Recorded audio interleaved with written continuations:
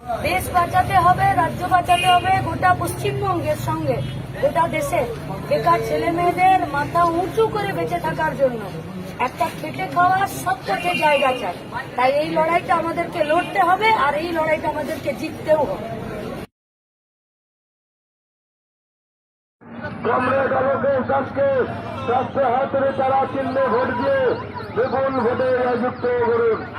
অপরদিকে দুর্নীতিগ্রস্ত দল বদলু তৃণমূল আর বিজেপিকে